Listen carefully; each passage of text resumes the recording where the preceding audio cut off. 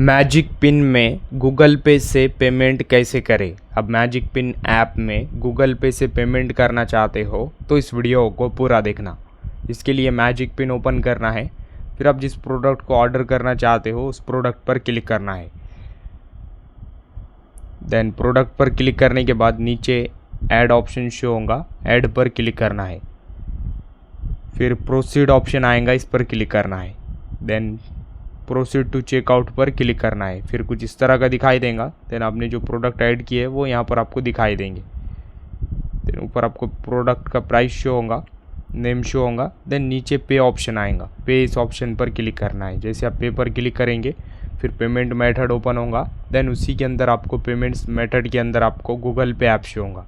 Google पे app पर click करना है। देन क्लिक करने के बाद आप इजीली गूगल पे से पेमेंट कर सकते हैं। वीडियो इन्फॉर्मेटिव लगा तो लाइक करना।